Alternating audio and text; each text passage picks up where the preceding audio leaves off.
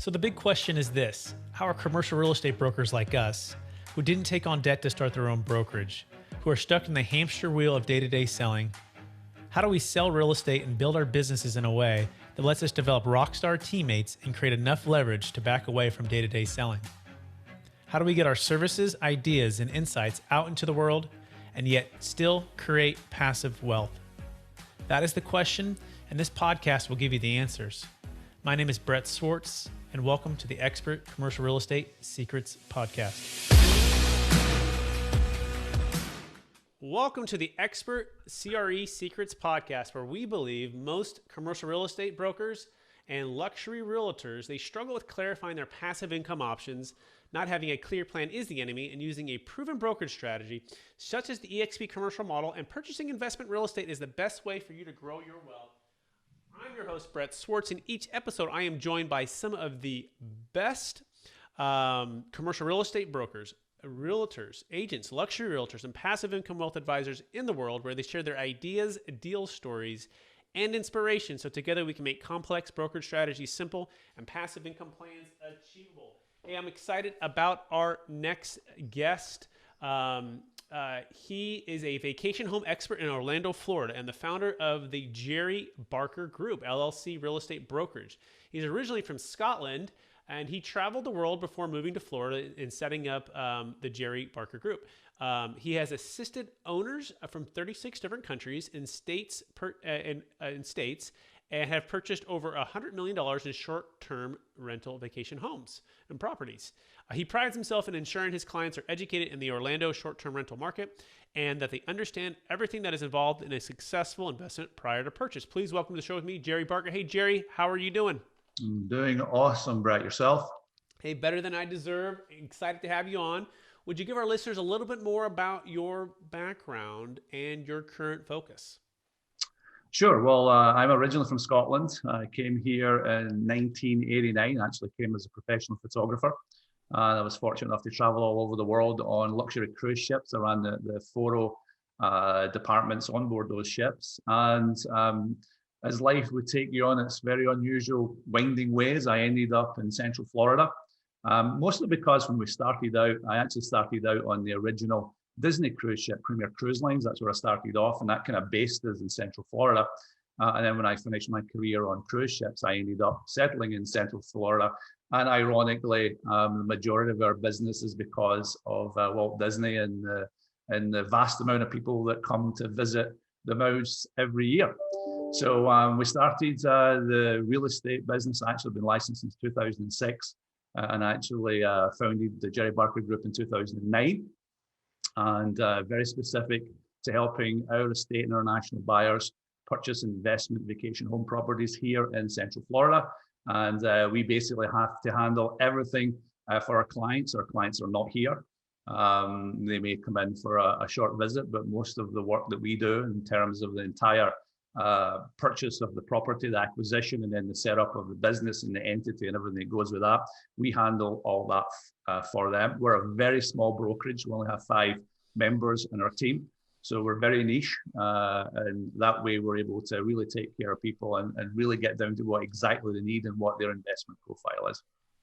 Beautiful. Thank you so much for sharing that. I want to take one step back before we dive into some of the strategy and some of the expert secrets you've learned as being a realtor and broker there in Orlando. Yep. And this is the question, so I want you to go maybe back to the days in Scotland. Maybe you're a young lad, and maybe it's I don't know what the sport of choice is, or I don't know what your hobbies were.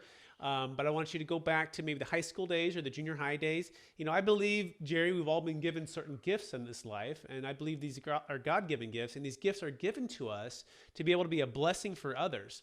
So I'm curious, maybe what are those 1 or 2 gifts that maybe you believe you were given, and how does that help how you help others today? Well, that's a great question. Interesting. I don't think I've ever been asked that before. I don't even know if I've thought about it that much. Personally, I think the gifts that I was given, and probably because how I was raised, and Scotland tends to be a very black and white place. People are very direct and very candid, and they tend to be very honest and have a lot of integrity. And I think bringing that into the real estate market, it's a very diverse group of people that are dealing in the real estate market. And I think especially for people who are not here, and they rely on somebody that is here to look after their property acquisitions. I think they need to be able to rely on someone who will tell it to them straight. And I think probably over the year, suggest that I've been able to do is get the confidence and tell people how it is. And I think one of the things that I've done that is pretty unique in my business is I've let a lot of buyers leave. I've said, no, this is not for you, or this investment is not for you. And I think because of that, it's really helped our reputation, because I won't sell somebody a property if I don't think it's a fit for them. And I don't think there's very many people in this business that can say that or would do that. And our reputation over the last 10 years, because let's face it, if you're 5,000 miles away and you're spending $3 million, you want to make sure the person that's looking after that $3 million is somebody you can trust. And I think that's really important. So I think growing up, going back to your initial question, that's probably one of the things that's, I think, is most important that's influenced me in my life is just honesty, integrity, and doing the right thing and helping people. And if you do it right, in the long run, it certainly works out for the best. Absolutely. What a great answer, and what a great part of your story. And I love that cultural part you connected with being from Scotland, very direct, a lot of integrity, very straightforward. It's very black and white. It's like, hey, I would do this deal or I wouldn't do this deal. This deal makes sense or it doesn't make sense. Don't buy. I was just actually advising someone today, and he wanted me to represent him to buy a property. And I told him that I said, where do you want to buy? And he said, California. And I said, well, I'm not your agent, because I don't think you should be buying anything in California right now, because the prices are so high and there's so much capital on the sidelines. The interest rates are so low. I go, I wouldn't want to take your money to put you in there to make a commission for you to be upset a year or two from now because you overpaid. I go, look, but if you want to go out of state, you want to get into some commercial real estate syndications, mobile home parks, multifamily, maybe even like a vacation rental type of thing, somewhere it's very more friendly, perhaps to landlords, then that's a different story. And so, but then he tried to twist my arm again. Not twist my arm, but he's like, really, what? But I kind of like that one deal and this. And I go, look, I'm not your person, and I'm telling you, don't do it. But that's sometimes you have to take that approach. You have to take a stand for what you would buy. And I like to tell my clients, I wouldn't put you in it if I'm not going to be willing to, potentially buy it myself, or have my dad or someone in my family. So any thoughts on that, on making sure that you're bringing value and looking out for your client in the best way? Yeah, absolutely, for sure, 100%. The way I've always done it is that what I tell my clients, when they give me the criteria and they say, this is this, and whatever it may be, I go find what I would buy. I go say, if you give me this money, and you put a gun in my head and said, you got to buy something today with this amount or else it's all gone, then what would you buy? So when I go back to those clients and I say, these are the properties, if it were me in your shoes, then this is what I would buy. And in some cases, I would look at it and say, there's nothing right now that fits your profile. But what we can do is we can snipe, we can sit down and wait for something coming up. And if you're prepared to wait when that unique scenario comes up, then we can jump on it. And I know we're going to get into the property market and the business side of it in a few minutes, probably as we progress. But the key to what we do is unique, because it's not just a piece of property. It's not just brick and mortar.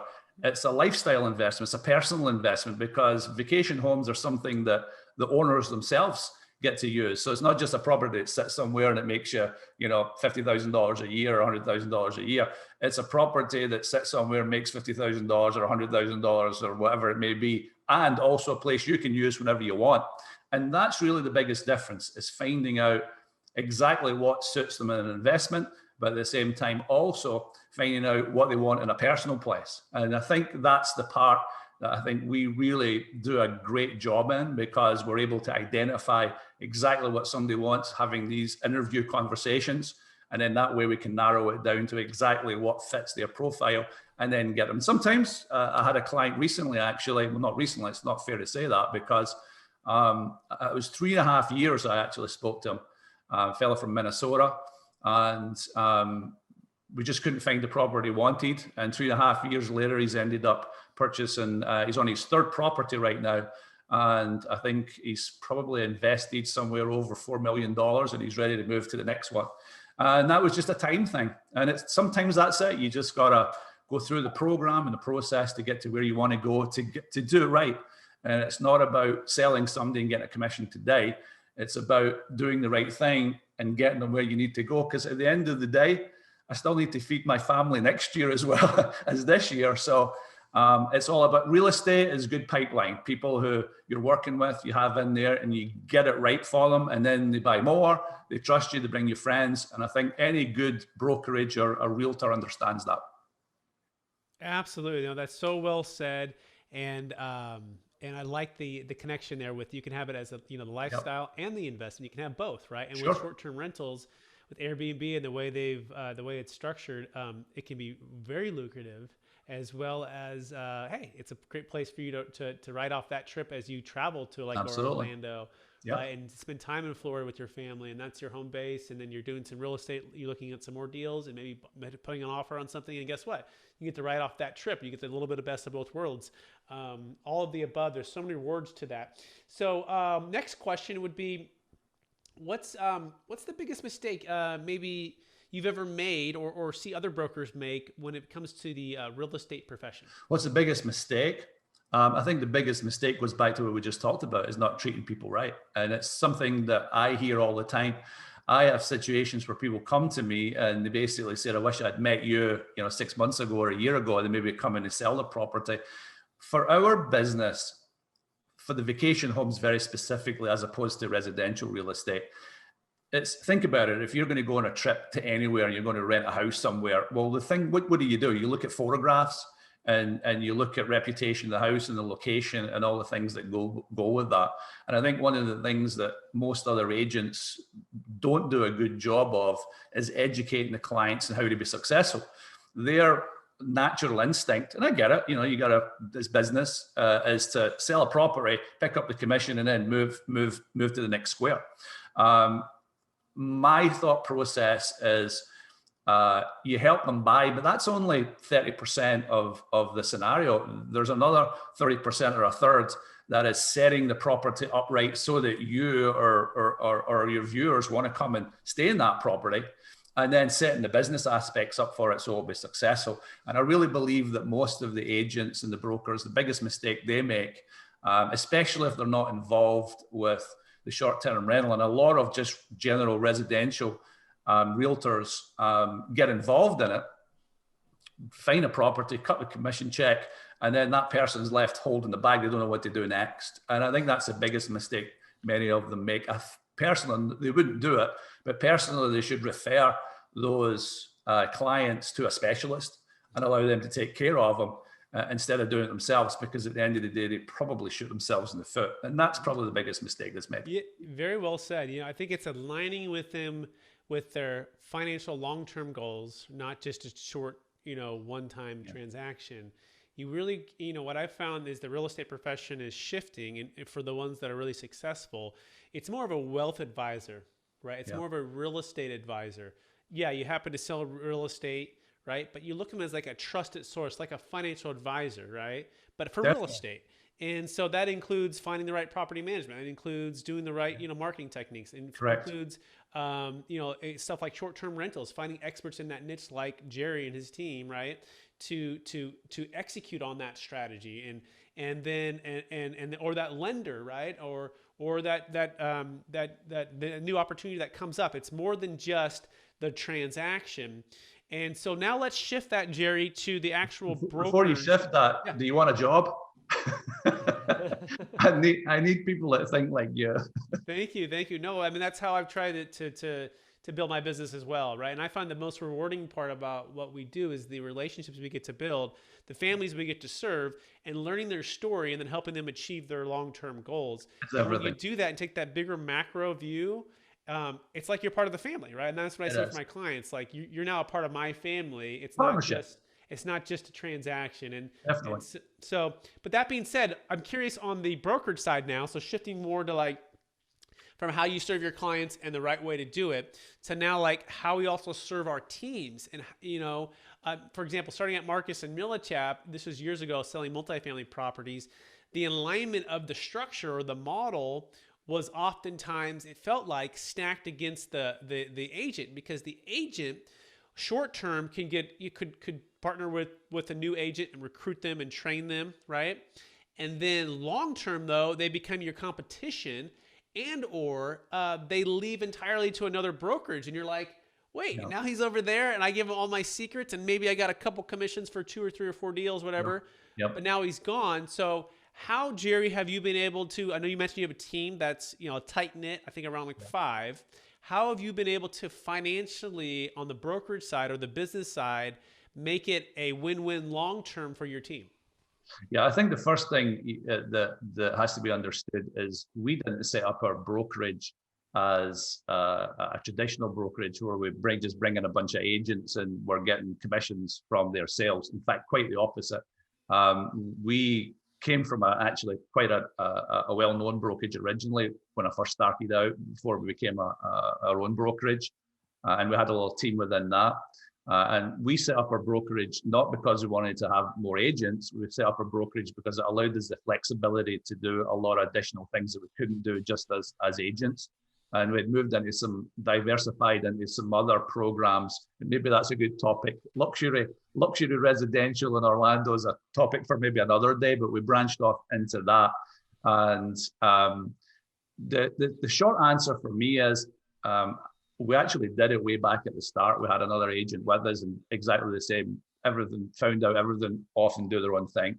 And we just decided we were going to keep it really small.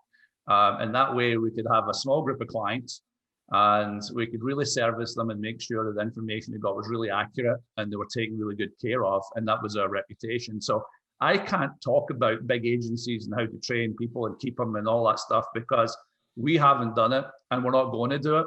I would imagine, and if we do expand, and it's probably going to have to, just simply because of the volume that we deal with at some point. I'm probably going to have to bring in maybe 1 or 2 more. But if I bring them in, I'm not going to bring them in as agents. I'm going to bring them in as partners. For that simple reason is because if they're that good and they're able to look after our clients the way that we do, and I say we, my wife is my partner. She's actually the broker, even though the Jerry Barker Group's my company. She's actually the boss. So my wife handles. Hey, the wife's always the boss, Jerry. You're doing it right? You learn that fast, no matter what, whose name's on the front cover, your wife's the boss, right? So I tell my wife too. We have 5 kids. I'm like, hey, honey, like you have the hardest job, right? I'm out here, making podcasts, selling real estate, helping clients. I go, so you're the boss. You tell me jump, I say how high. No, I've been domesticated as well, right? So we've all gone down that road. You fight it for a little while, and it's like, seriously, right? Happy wife, happy life, right? Yeah. And so my wife basically handles the whole selling side. She handles the listings and the selling side and the brokerage, and I handle the sales side with our small team for the people that are looking to buy. So I specialize on the buying side, and she specializes in the sales. So we're a very small brokerage, but we actually, I think we were in the top 10 brokers in the program in the Orlando area. We do a lot of volume. We take care of our clients. For our program, for the vacation home sector, we're really well known here, and we're pretty much left alone because we are our own little entity, and we're not out stealing other people's agents or doing stuff. We just take care of people. And you have that niche of vacation rentals, which I want to dive into right now, right? Because even our listeners who are listening, they know about Airbnb, right? They maybe heard of VRBO. But maybe give us the 1 or 2 secrets that most people just don't know as far as a broker's concerned, right? And maybe there's people in, even California, right? They could be doing this, or different vacation type of destinations. What would be the top 2 secrets, Jerry, that you would say to growing your niche focus on vacation rentals? From which direction would you like those secrets from, and what area? So for either the broker and or the client. So whatever you're good with. I don't want to give all your secrets away to the people listening out there in Orlando. So but maybe do from the client. So just what would be the best secrets from there? Let's keep it like that.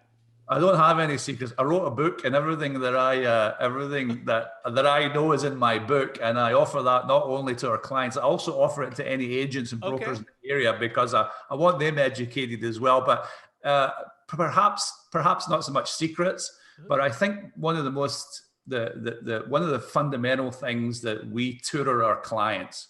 so that they can be better than, at the end of the day, if you have a vacation home, and we have 25,000 vacation homes in the Orlando area, actually probably considerably more than that now. You're really in competition with the house next to you and the one down the street, et cetera, et cetera. So there are a few things that we tell our clients. These are the things that, excuse me a second, it never stops. There's a few things that we tutor our clients that we feel really make a difference to allow them to compete. Number one, I would probably say a lot of owners have a lot of value in their social world that they don't know, whether it be in the social media or friends and family. The greatest thing that happens to me is when a school teacher comes to me and says, I want to buy a vacation home in Orlando, because they already have an absolute built-in audience that they can absolutely mine. Mrs. Jones' music teacher has a vacation home in Orlando, and you put that up in the school message board or what have you, and you're already 25% occupancy right there. I think there's a lot of things that owners can do that they don't even realize they can do to really supplement what the management companies can bring to the table from their side. And the secret is the mix of the different pieces and putting them together. So you have what the owner can do and bring. And to me, that's probably the biggest X factor that we have in our industry. The number one question I get asked in every phone call is how much money will I make? What are the numbers like on, say, 1, 2, 3, 4 Smiley Street? What are the numbers, the historicals, if I bought that property? And my answer is I have no idea. And the reason I have no idea is not because I don't know how much they rent for and how many weeks and what the costs are, because I don't know the owner. And each owner is so different. And some of them are magnificent and been able to bring management company does. And other owners say to me, I don't want anything to do with it. I just want to, pick up the phone and tell them I'm staying here for 2 weeks in August and a couple of weeks in January, black those dates out, and the rest of the time do whatever you want to do. And I'm happy, breaking even or making a little bit of money.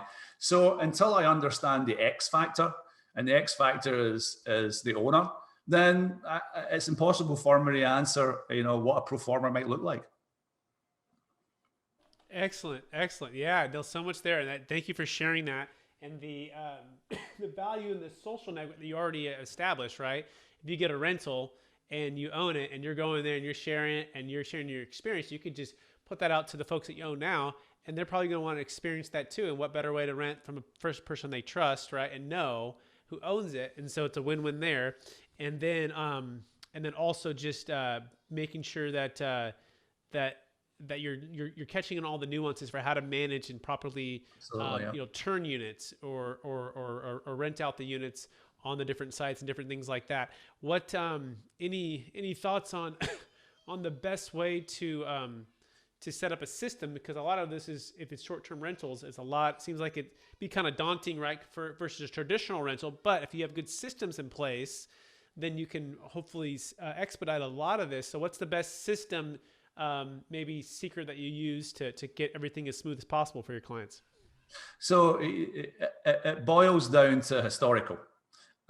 You're dealing with Orlando. Orlando is the family destination capital of the planet. 75 million plus people came here last year, and they're looking for a place to stay. So there's a lot of things that come from that's your gas station, and that's the revenue that's coming in. That's billions of dollars in revenue that are coming here. The hotels just can't handle that capacity. So the 25,000 plus vacation homes fill in that void. So the answer to your question specifically from that information is that we have a lot of experience in doing it. We've been doing it for a lot of time with a lot of properties over a vast range of homes. We have, $150,000 condos, and we have $10 million grando homes that rent for $20,000 a week. So anything within that range, we have the capacity to oversee and manage and handle. So the beautiful thing about it is its own little industry. There's nowhere in the world like Orlando where all these different businesses, specialists in all those different fields. And to answer your question about someone coming in and buying a property here and how do they know what to do? Well, that's where a vacation home specialist comes in. and I'm going to give my age away here, my Rolodex has all of those people in it, the best in class that I've worked with over 10 years. And by tailoring a program to fit their specific needs, and again, it goes back to our kind of earlier decision of not just the investment side, but the personal side. And this, one of the strangest things, and probably the things that surprised me most about this industry, is that money wasn't the number one factor for probably the majority of our clients. The number one factor for the majority of our clients is, I want a villa in Florida. I want to be able to use it whenever I want. I don't mind actually if it costs me a little bit to run it every year. I just don't want to hold that bag of all the costs, the association and the fees and the taxes and all that goes with it. And if I can have a nice handful of, 18 or 20 good weeks of rental money a year that are the high, because Orlando's seasonal, and you have the higher rates during the holiday periods and the peak season, and you have the lower rates. And we usually say 22 weeks is a nice fundamental good value behind number rental numbers, and then everything after that it will start to drop off a little bit. Most owners are actually quite content and happy with those 22, 24 weeks a year of good numbers. And if they have to throw in a few dollars here and there, they get the use of it, as you alluded to earlier on. There's an amazing amount of people who actually back it into a business. They'll do it for like President's Club. You get the keys to a Florida villa for a week, or it's a client and you want to, cut a nice contract and, hey, I've got a villa in Florida. You want to take the family down there. That really helps get business done on the golf course when you have a place, because everybody's got kids and everybody likes to take their kids to Disney. Mickey Mouse doesn't travel. He doesn't go to see you. So it doesn't matter whether you're a rock star or you're Joe Blow, you're coming to Disney one way or another, and maybe several times over the next 10 years. So there's a lot of benefits, not only just in owning the property and a real estate investment. On the personal side, there's a whole world of things that can open up in owning a nice vacation home in Orlando. And you alluded to some of that, the tax breaks, the travel twice a year, you get tax on that, mortgage breaks. And I'm sure I don't need to preach that to the choir. The whole investment side of it is, of course, your specialty, but it works just as well in vacation homes. Absolutely. Well, very well said. So much content there. Thank you for sharing that. I want to touch briefly on COVID-19 and how it's maybe changed the short-term rental business in Orlando. Go. Amazing. My wife and I sat on the sofa in March and we said we can put our feet up. I don't think we're going to be doing anything this year, and we have had our busiest year ever. It blew me away. And what we found was the high density population areas wanted to get away from the high density population areas. If they were going to be stuck in a house, they wanted to be stuck in a house with a pool, with a games room, and the sunshine. And we had an incredible amount, and all the brokerages did. The inventory has been decimated. We had New York, Boston, New Jersey, Chicago, all the big density areas. And of course, the prices up there are so high. Toronto, for example, where it's one of our biggest clientele base, is actually based in Ontario. And they're buying 6 and 7 bedroom, fully furnished luxury homes with pools from us. They couldn't buy a 2-bedroom condo in Toronto for it. And it's a quick one flight from Toronto down here. So our market, as far as COVID is concerned, has been really robust. A lot of people actually moved their kids down. I had to close properties quickly so they could actually get their kids into the schools in Florida, crazy as that may be. Touching on how we deal with it, we have, and we've been doing this all along, so it hasn't changed for us. We've kind of beefed it up a little bit, but we now have our video tours and our virtual tours where we will actually go out to those properties and virtually tour them. I just did 3 yesterday actually for a client. And then I load them up. You can take a look at them on my YouTube channel. There's 3 beautiful 8-bedroom houses in a lovely location called Story Lake. If you wanted to go and see a walkthrough and a property video, you can go there and check those out. They're cool. I just walk through and chat and talk about it as I'm walking through, or we can do it directly with a Zoom and they can be beside us and they can point stuff out. So we can do everything remotely. You don't ever have to be here to buy, and you don't have to be here to sell. And in fact, I had a client once from the UK who purchased the property from me. We had it run for a year in a program, sold the property, and she never stepped foot in it. As amazing as that would be. That's incredible. There's so Yeah, much there, Jerry. It's like a whole new world for brokers yeah. and for owners. And you just have to get with someone who's a specialist like Jerry, who has that Rolodex, who have what I call that dream team Rolodex, right? Who has vetted the business professionals, who's vetted the property management, the lenders, and everyone else. And then, yeah, it makes sense, because Florida's a beautiful place to be in, right? And there's sunshine, right? And it's spread out, and there's beaches, and it makes sense that businesses actually uptick because people, if they're going to be stuck in a house, might as well be stuck in a house in Florida and vacationing for a while to get away from all of the dense, cold, populated areas. That being said, Jerry, are you ready for the lightning round? Yes. All right. So knowing what you know, knowing what you know now, if you could go back to your 25-year-old self, what's the one golden nugget that you would make sure to tell yourself? Oh, not drink so much. What's your drink of choice, Jerry? What do you like from Scotland? Ironically, bourbon. No, I don't drink that much. If I go back to myself, 25, I would probably say get smarter, invest quicker. I think when you're that young, you tend to just spend your money on the frivolous stuff. I think it would be smart knowing that now. But you're young, you're going to do that, right? But still, if you had the chance, yeah, that would be the one. That's a good answer. I like that. Best real estate brokerage decision you ever made? Best real estate broker's decision I ever made. I would say becoming a broker and having my wife join the company. She was a high level professional.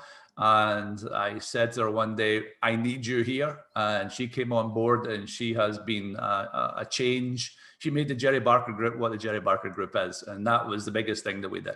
Love it. Worst real estate brokerage decision you ever made? Oh, I don't know if I made a bad one. I've made some that probably I could have made better, but there's nothing that jumps out, to be quite honest, that is a bad decision.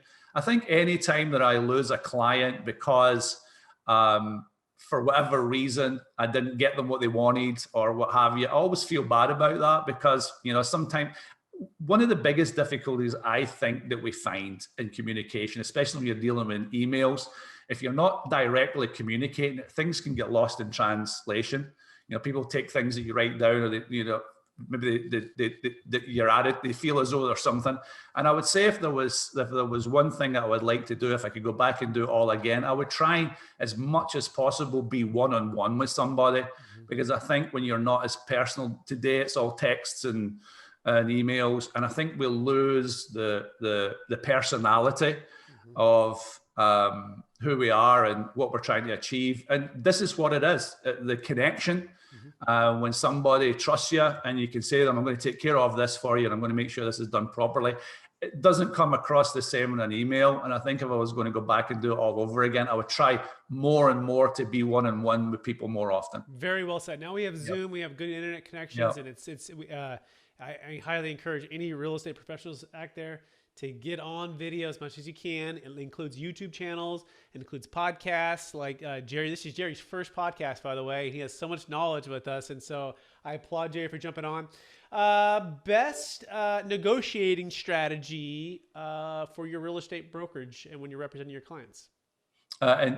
Fundamentally, in terms of the price, when I talk to clients, I tell them all the same thing. I can't make the seller go lower any more than I can make you go higher. I think you can put together a program that says what a property is and what its value is. But as far as negotiating is concerned, especially in the vacation homes are a little different from commercial or residential, because generally they're already entities that are a business that are generating money. So it's a lot harder to have someone drop their price if it's in a program that's generating money and it's going to continue to do that. So you have a lot less leverage from that aspect of it. So I would probably say, as far as that was concerned, is just knowing the market, knowing the prices, and at the end of the day, you'll pay what you're going to pay. I think it's very difficult in the vacation home market. It's not like, somebody's sitting in two houses and they've got a mortgage in one and it's costing them money every month. The vacation home's the opposite. It's actually generating you money every month. So just knowing the market, seeing where the soft spots are, being able to pick out the properties and tell somebody, this is actually a good value property. We can go in and maybe get a little bit off. But at the end of the day, the secret is not just in the price point, but it's how you turn it round about on the other side and make it a better investment in terms of returns. And that's all those things we talked about: educating the clients, understanding what makes a good vacation home, how to market it properly, photograph it, furniture, yada, yada. There's 1,000 things you can go into there. That's where the smart investment is. And that's the part that you really want to try and beef up. Beautiful. Well said.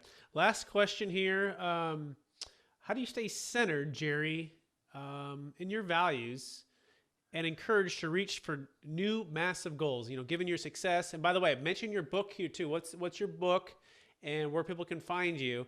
And after all of that success, how do you stay centered in your values and also encouraged to reach for new goals? That's a great question. I've always been a pretty settled individual. I've been very fortunate in life. I've been fortunate to end up in a place, I live in a beautiful place. I have a great family, a great life, I have a great business. And my goal was never to be a multi-billionaire. That was never the drive. I think the drive was always to be happy and enjoy my life. And enjoyment comes from one of the things that I get to do on a very regular basis. One of the happiest things that I get to do is hand the keys over to a new vacation homeowner whose lifetime ambition has been to own a villa in Florida. And I think probably that of all things gives me the most pride and the most enjoyment, because it's usually families or middle-aged younger families who can afford it, and they've got young kids 5 through 15, and they're going to be here for 10 years, and it's been something they've always wanted to do all their life. And when I go visit them in their new vacation home and see the kids and see the families, there is no feeling like that in the world, because you've really changed their life. You've ticked the bucket list and you've given them something that they're going to personally enjoy for a long, long time to go. My website's jerrybarker.com, really easy to find. You can call me anytime you like if you want to chat a little bit more about any of it. My direct number is 407-286-8169. My book, The Orlando Vacation Home Buyer's Guide, is available free on our website. It's www.jerrybarker.com/guide. You just fill in your information and actually sends it. So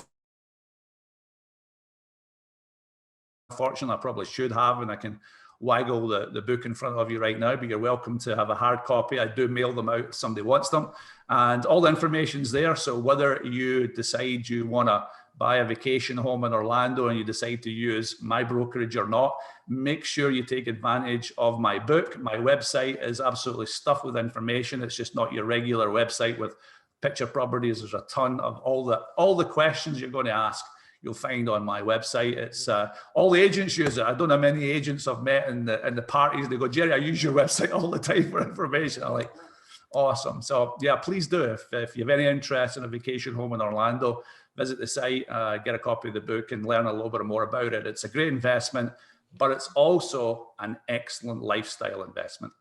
Beautiful. Well, Jerry, I want to thank you for being on the show, sharing a bit of your story, inspiration, and some secrets with us. We're all better real estate professionals for it. And I want to encourage you to keep using the gifts of being direct and being straightforward and living with integrity and helping people create and preserve more wealth with their real estate purchases, and especially in vacation rentals in Orlando. And to me, if you're going to do anything in Orlando for vacation rentals, there's only really one choice, and it's Jerry Barker. And with that, I want to thank our listeners for listening to another episode of the Expert Commercial Real Estate Secrets podcast. As always, we believe most commercial real estate brokers and also luxury realtors, they struggle with clarifying their passive income options. Not having a clear plan is the enemy, and using a proven brokerage strategy such as the EXP commercial model and purchasing investment real estate, perhaps even short-term rentals with Jerry, is the best way for you to grow your wealth. And if you want to hear more and see how the EXP commercial model is hands down the best way to grow your real estate business, go to expertcresecrets.com. That's expertcresecrets.com. Please rate, review, and subscribe. We so appreciate all of you. And goodbye, everybody. You have just listened to another information-packed episode of Expert Commercial Real Estate Secrets podcast with Brett Swarts. We hope you enjoyed today's show and found it valuable. Visit expertcresecrets.com to access the show notes and to access more resources. That's expertcresecrets.com. Don't forget to leave a review and join us again next time.